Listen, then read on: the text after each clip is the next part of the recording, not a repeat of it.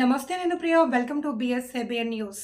శ్రీశైలం మండలంలో రచ్చిపోతున్న ఇసుక మాఫియా. రాత్రి వేళల్లో అధిక ధరలకు ఇసుక అమ్మకం. పేదవాడి సొంతింటి కల నెరవేరేదన్నడు. శ్రీశైలం మండలం సున్నిపెంట గ్రామంలో రాత్రి వేళల్లో ఇసుక వ్యాపారం జోరుగా సాగుతోంది. ఈ ఇసుక మాఫియాతో స్థానికులు, ప్రజలు బెరెత్తబోతున్నారు. ఇసుక వ్యాపారం బంగారంతో పోటీ పడుతుంది. ఒక ట్రాక్టర్ ఇసుక అక్రమంగా 14,000కు అమ్ముతున్నారు.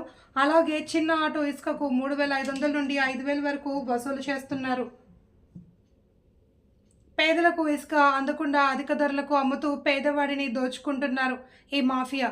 అక్రమంగా నెల్లూరు, సోమశిల, కడప నుండి దోర్నల చెక్పోస్టు శిఖరం చెక్పోస్ట్ దాటించి ఇసుకను తీసుకువచ్చి సున్నిపెంటలో చేసి కొన్ని ప్రాంతాలలో డంపింగ్ చేసుకుని రాత్రి వేళల్లో విచ్చలవిడిగా ఇసుకను అధిక రేట్లకు అమ్ముతున్నారు. దోర్నాల శిఖరం చెక్పోస్టుల వద్ద తనిఖీ చేయాల్సిన అటవీ శాఖ అధికారులు మామూలు తీసుకుని చూసి చూడనట్టు వ్యవహరిస్తున్నారని ఆరోపణలు ఉన్నాయి. ఈ ఇసుక మాఫియా నుండి సున్నిపెంట ప్రాంత పేద ప్రజలను విముక్తి కలిగించి నిరుపేదోడి సొంత ఇంటి కళ నెరవేరేలా చేయాలి అని ఈ విషయంపై స్థానిక ఎమ్మెల్యే బుడ్డా రాజశేఖర్ రెడ్డి, జిల్లా కలెక్టర్, జిల్లా ఎస్పీ ప్రత్యేక దృష్టి పెట్టి ఇసుక మాఫియాపై చట్టపరమైన చర్యలు తీసుకోవాలి అని స్థానికులు వేడుకుంటున్నారు.